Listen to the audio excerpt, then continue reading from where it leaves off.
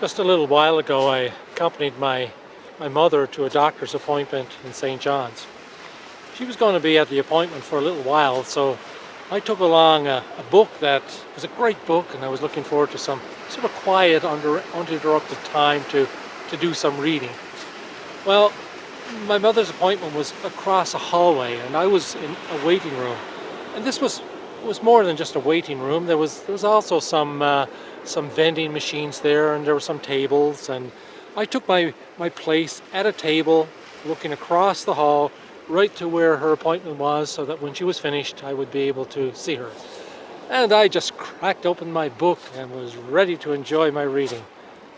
At that point, a woman entered the room, and she had some mobility issues with walking and with able to move her hands, and she stepped up to one of the vending machines, and she struggled to get her coins into the machine, and she was there for some time.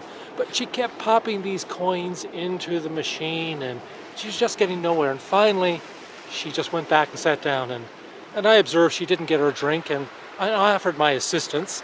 And she said, yeah, if there's anything you could do.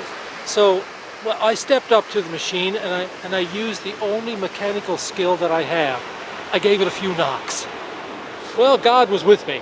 And those coins, they just come tumbling out of the machine down into the receptacle, and I scooped them up and I start popping them in again, and lo and behold, pressed the button, got her a drink, took it over, and I even gave her back the other coins that she had lost into the machine, and we laughed for a bit and had a bit of a conversation, and then I went back and I sat at the table and opened my book again, saw that Mom wasn't ready yet, and began to read. And I guess I got caught up in the reading for a little bit. And when I looked up, well, directly across where she was, well, she had gone, and there was a man there. And I made eye contact with him, and that's all he wanted. As soon as he saw me looking, he started to talk, and he wanted to talk. And he was a retired fisherman for some 50 years, and he enjoyed fishing, and he told me about fishing, and he told me about being in the woods, and he told me about politics and any number of other things. And I just, every now and then, would ask a little question, and he was just talking and talking and talking, only to be interrupted by another gentleman who entered the room, stepped up to the machine, started to pop in his coins. No luck. I stepped up, offered my skills again, thump, thump, thump, out come the coins again, and well, we just laughed and we talked, and it was a moment of conversation. And then finally they were ready to leave, and they waved goodbye, and by this time my mom was ready.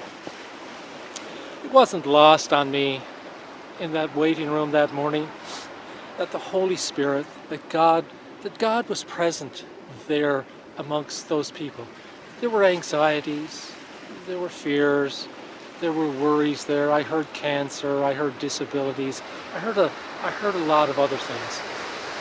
Somewhere Paul talks about in Corinthians that God takes the foolish things of the world to shame the wise.